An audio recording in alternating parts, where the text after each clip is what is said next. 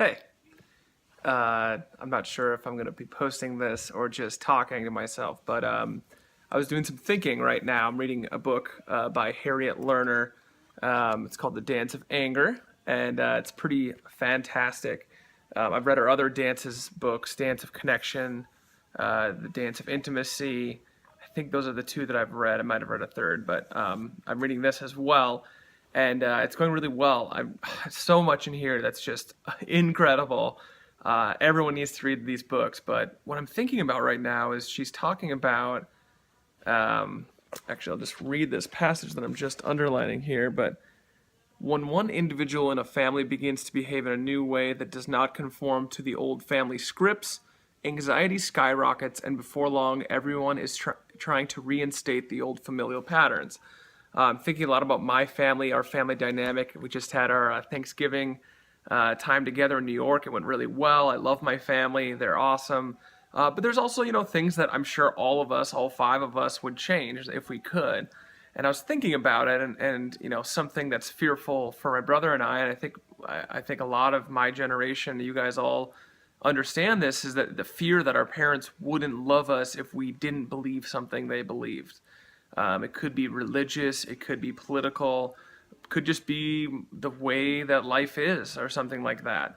And there were so many moments in the weekend where there was like little family things that I'm finally realizing, like, you need me to like believe or be this way, and it's so slight. It's said here and there, but I was thinking about religion, and I was thinking about what Brene Brown said about religion, and she said, when did religion become way more about certainty than it did about hope and about entering into the paradox and entering into the unknown, and exploring the unknown?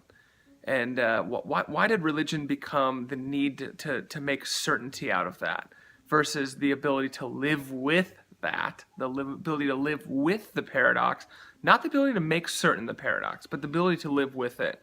And I don't really want to get fully into my religious beliefs for the reasons I just mentioned about family stuff, but certainly faith and spirituality has looked different for me every year, and this year is no different. And that's striking me a lot right now, that I think that so many faiths right now, so many faiths try to answer the question of life, right? The question of what happens when we die, what is death, why are we alive, and what ought we to do since we are alive, and we're just the lucky, infinitely lucky. I mean, there's infinite amount of people that don't exist right now, infinitely lucky people that exist, right? These questions are incredibly anxiety producing. So why not create systems that help us explain that? Particularly, how scary would it be if life was just, what was the quote on Facebook? You're a meat-colored skeleton traveling on an asteroid at millions of miles per hour through an ever-expanding spatial universe.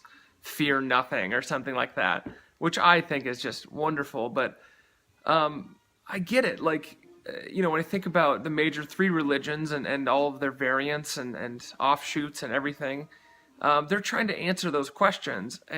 But here's what I think happens.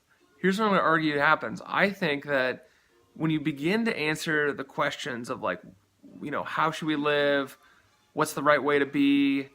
What happens when we die?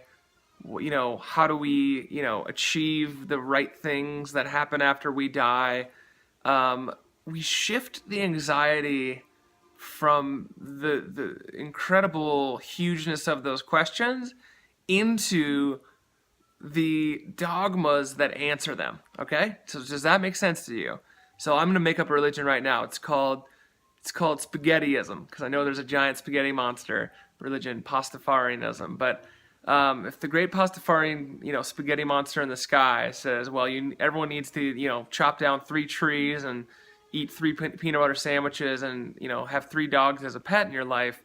Well, now, you're given these like maxims and like ways to be and actions to do. So you like go out and do it. You chop some trees, you eat some peanut butter sandwiches, and you raise these dogs.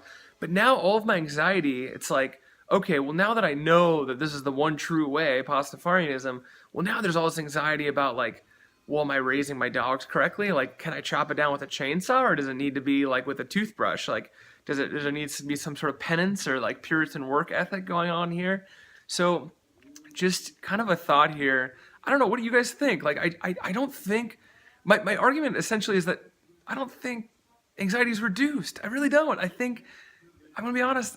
Like my Christian people, you guys have just as much anxiety as like atheist people, and you say you don't, but you do, because all my Christian folks, all you peeps, you're so concerned with trying to change everyone and change other people and evangelize and I mean that's a lot of people interpret the Bible. That's a lot of people interpret the Great Commission. That's a lot of people interpret the commandments from Christ. And look, I wrestle with the text like you do, and maybe there's another way to interpret it, but it's scary to think about interpreting it a different way or not looking at this way that our parents did. But I don't think there's less anxiety inside Christianity, Judaism, or Islam or Buddhism.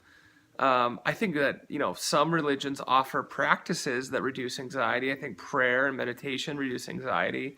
I think that those things matter and are important, and are valuable to people who, whatever level or lack thereof of spirituality or religious faith they may have. But that's another topic of conversation. So what do you guys think? I mean, do you think anxiety is actually reduced by having faith? I mean, maybe you're a faithful person and you believe, something that a lot of other people believe or whatever, and you have a lot of faith in that. And I mean, does that give you the peace that that you assume that you would have from the major religions? They're all religions of peace, right? Islam means peace, I believe.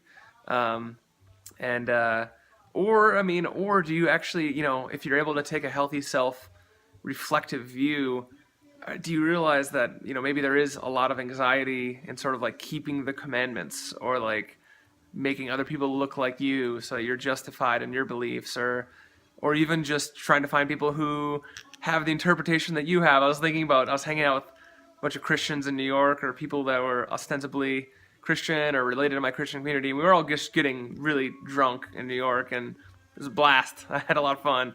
I don't think any of them have any alcohol problems, so it felt really good. No one was, getting to a point where they're going to do something stupid or whatever. And, it's pretty against Christian bylaws to get pretty schwanky, sloshy. But we were all doing it, so maybe we're all just kind of like, okay, you're okay with this? I'm okay with this. You're okay with this? I'm okay with this. We're all okay with this? Perfect. But I don't know. What do you guys think? Love you guys. Bye.